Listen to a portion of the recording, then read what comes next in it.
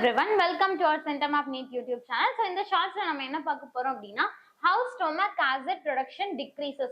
நம்ம எல்லாருக்குமே தெரியும் ஸ்டொமக்ல வந்து HCl வந்து ப்ரொடியூஸ் ஆகும். இந்த HClங்கிறது ஹைட்ரோகுளோரிக் ஆசிட். நம்ம பெப்சினை வந்து ஆக்டிவேட் பண்றதுக்கு பெப்சினோஜன் வந்து பெப்சினா வந்து ஆக்டிவேட் பண்ணுவாங்க ப்ரோட்டீன் டைஜஷனுக்கு ஹெல்ப் ஆகும். இப்போ இந்த ஆசிட் வந்து எதனால டிக்ரீஸ் ஆகுது நம்ம பாடியில அப்படின்னு சொல்லி பார்க்கலாம். So stomach acid which is essential for digestion but it can decline due to aging.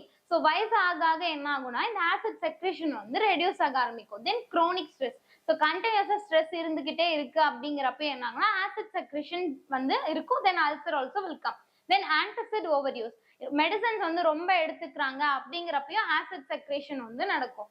அதாவது ஸ்டாப் ரெடியூஸ் ஆக ஆரம்பிக்கிறது. Then auto immune and inflammatory condition. நம்மளோட இம்யூன் செல்ஸ் என்ன பண்ணுவாங்கன்னா பேரிட்டல் செல்ஸ், அதாவது ஹெச்சிஎல் ப்ரொடியூஸ் பண்றதை வந்து ஸ்டாப் பண்றதுக்கு பேரிட்டல் செல்ஸை நம்ம இம்யூன் செல் அட்டாக் பண்றாங்க அப்படின்னா அந்த டைமே ஆசிட் செக்ரேஷன் ரெடியூஸ் ஆவாங்க. தென் ஹெச் பைலோரி இன்ஃபெக்ஷன், இது வந்து பாக்டீரியா, இவங்களுமே செல்ஸை வந்து அட்டாக் பண்றப்ப நம்மளோட ஸ்டொமக் லைனிங்கை வந்து அட்டாக் பண்றப்ப acid secretion will reduce. Then hypothyroidism. Hypothyroidism அப்படின்னா லைக் லோ செக்ரேஷன். நம்ம வந்து தைராய்டு வந்து பார்த்திருப்போம். ஸோ அதுல வந்து லோ செக்ரேஷன் அப்படின்னா ஹைப்போதைராய்டிசம் சொல்லுவோம். So these are all the few causes for like reduction of the HCl in our stomach. Thank you.